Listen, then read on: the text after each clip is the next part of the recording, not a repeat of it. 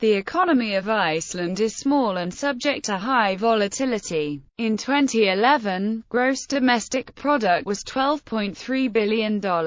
With a population of 321,000, this is $38,000 per capita, based on purchasing power parity estimates. The financial crisis of 2007 to 2010 produced a decline in GDP and employment, although the magnitude of this decline remains to be determined. Iceland has a mixed economy with high levels of free trade and government intervention. However, government consumption is less than other Nordic countries. Geothermal power is the primary source of home and industrial energy in Iceland. In the 1990s, Iceland undertook extensive free market reforms, which initially produced strong economic growth. As a result, Iceland was rated as having one of the world's highest levels of economic freedom as well as civil freedoms. In 2007, Iceland topped the list of nations ranked by Human Development Index and was one of the most egalitarian, according to the calculation provided by the Gini coefficient. From 2006 onwards, the economy faced problems of growing inflation and current account deficits,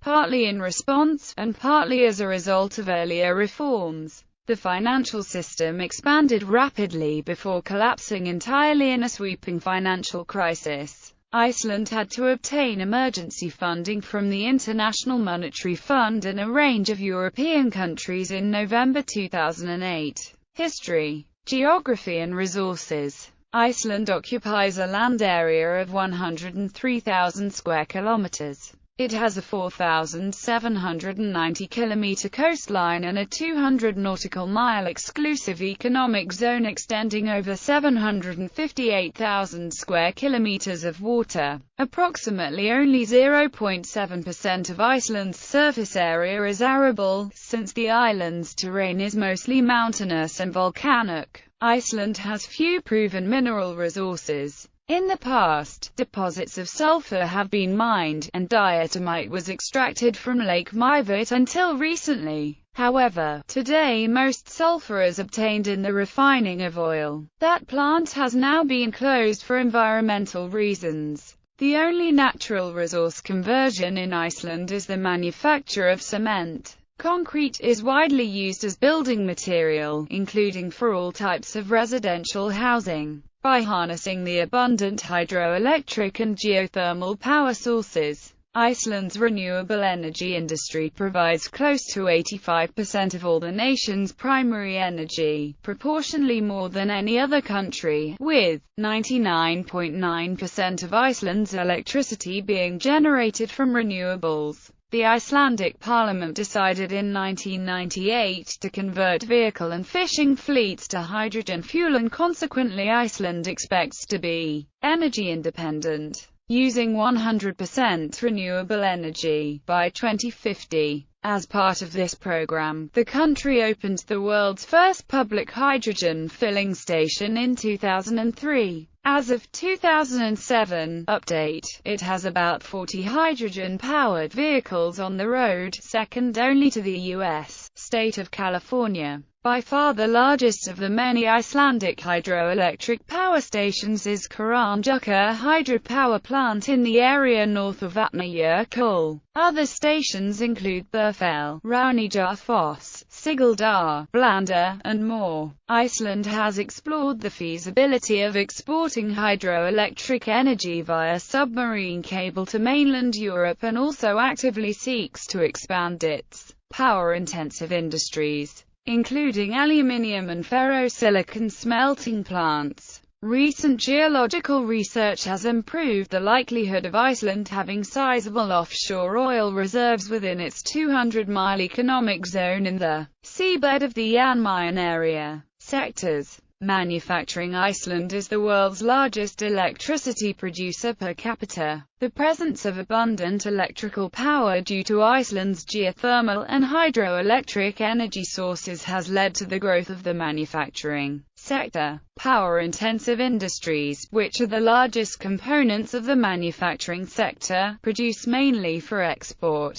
Manufactured products constituted 36% of all merchandise exports, an increase from the 1997 figure of 22%. Power-intensive products' share of merchandise exports is 21%, compared to 12% in 1997. Aluminium smelting is the most important power-intensive industry in Iceland. There are currently 3 plants in operation with a total capacity of over 800,000 mtPY, putting Iceland at 11th place among aluminium-producing nations worldwide. Rio Tinto Alcan operates Iceland's first aluminium smelter, in Straumsvík, near the town of Hafnarfjörður. The plant has been in operation since 1969. Its initial capacity was 33,000 metric tons per year, but it has since been expanded several times and now has a capacity of about 189,000 mtPY. The second plant started production in 1998 and is operated by Nordural, a wholly owned subsidiary of US-based Century Aluminum Company. It is located in Grundartangi in western Iceland near the town of Akranes.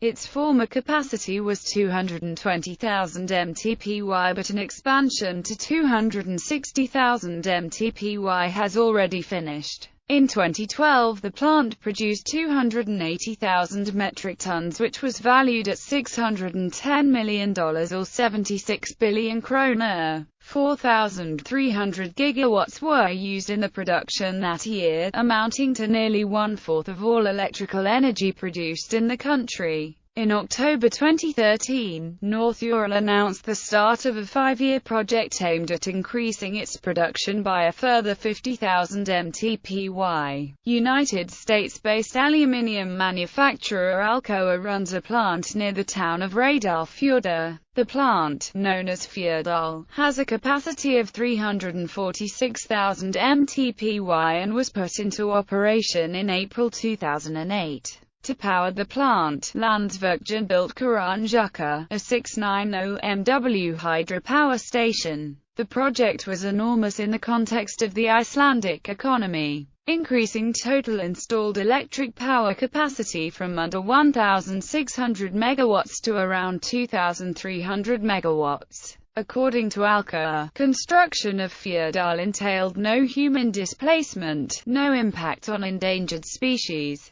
and no danger to commercial fisheries. There will also be no significant effect on reindeer, bird and seal populations. However, the project drew considerable opposition from environmentalist groups such as the Worldwide Fund for Nature, which called on Alcoa to abandon the plan to build Fjörðál. In addition, Icelandic singer Björk was a notable early opponent to the plan, protesting the proposed construction. The singer's mother, Hilda Runa Hauksdóttir, went on a hunger strike in 2002. Several other aluminium smelter projects have been planned. Between 2005 and 2011, Alcoa conducted a feasibility study for a second plant in Iceland near Húsavík. That plant was to have a 250,000 mtPY capacity, to be powered entirely by geothermal power, although later estimates showed a potential need for other sources of power. In October 2011, Alcoa announced its decision to cancel the Baki project. In 2006, Nordural signed a Memorandum of Understanding with 2 Icelandic geothermal power producers, Hitaveita Suðurnesja and Orkuveita Reykjavíkur, to purchase electricity for its own aluminium reduction project in Helguvík. The power supplied will initially support aluminium production of 150,000 mtPY, which will eventually grow to support 250,000 mtPY. Fisheries and related sectors, in recent years labeled the ocean cluster, are the single most important part of the Icelandic economy, representing an overall contribution to GDP of 27.1% in 2011. The fisheries sector directly employs around 9,000 people, although it is estimated that a total of between 25,000 and 35,000 people depend on the ocean cluster for their livelihood. Many of these jobs are provided by technological companies that manufacture equipment for fisheries firms and by companies engaged in the advanced processing of marine products or in biotechnical production. By contrast, aquaculture remains a very small industry in Iceland, employing only around 250 people for a production of 5,000 tons. Iceland is the second biggest fisheries nation in the northeast Atlantic behind Norway, having overtaken the United Kingdom in the early 1990s. Since 2006, Icelandic fishing waters have yielded a total catch of between 1.1 meters and 1.4 meters tons of fish annually, although this is down from a peak of over 2 meters tons in 2003. Iceland has been affected by a general decline in fishing yields in the northeast Atlantic, with a one-way decrease of 18% from 2003 to 2009, although this trend appears to have been halted or reversed lately. Cod remains the most important species harvested by Icelandic fisheries, with a total catch of 178,516 tons in 2010. The Icelandic catch of this previously insignificant fish increased from a negligible 369 tons in 1995 to a peak of 501,505 tons in 2003. Subsequently, the stock showed signs of instability and quotas were reduced, leading to a decline in the catch to 87,121 tons in 2010. Finance banks. The Icelandic banking system has been completely overhauled in the wake of its collapse in 2008. There are now three major commercial banks: NBI, Arion Bank, and Íslandsbanki. There are smaller banks, including Straumur Investment Bank and MP Bank, and some savings banks. There has been extensive consolidation of smaller banks, with Sparisjóðakaflavakul being taken over by Landsbanki and BYR being taken over by Íslandsbanki. There is no bank presently listed on Iceland Stock Exchange. Arion Bank and Íslandsbanki are mostly owned by foreign creditors, while Landsbanki is now majority owned by the state. The ownership stake of the Icelandic state in the banks is managed by Bankasýsla, which aims to privatize its shares in the banks in coming years. Stock market. Because of the persistent inflation, historical reliance on fish production and the long-standing public ownership of the commercial banks, equity markets were slow to develop. The Iceland Stock Exchange was created in 1985. Trading in Icelandic T-bonds began in 1986 and trading in equities commenced in 1990. All domestic trading in Icelandic stocks, bonds and mutual funds takes place on the ICEX. The ICEX has used electronic trading systems since its creation. Since 2000, SAXESS, the joint trading system of the NOREX Alliance, has been used. There are currently two equities markets on the ICEX. The main market is the larger and better known of the two. The alternative market is a less regulated over-the-counter market. Because of the small size of the market, trading is illiquid in comparison with larger markets. A variety of firms across all sectors of the Icelandic economy are listed on the ICEX. The most important stock market index is the ICEX 15. Other financial markets. Historically, investors tended to be reluctant to hold Icelandic bonds because of the persistence of high inflation and the volatility of the krona. What did exist was largely limited to bonds offered by the central government. The bond market on the ICEX has boomed in recent years, however, largely because of the resale of mortgages as housing bonds. A mutual fund market exists on the ICEX in theory, but no funds are currently listed. A small derivatives market formerly existed, but was closed in 1999 because of illiquidity, economic agreements and policies. Iceland became a full European Free Trade Association member in 1970 and entered into a free trade agreement with the European Community in 1973. Under the Agreement on a European Economic Area, effective January 1, 1994, there is basically free cross-border movement of capital, labour, goods, and services between Iceland, Norway, and the EU countries.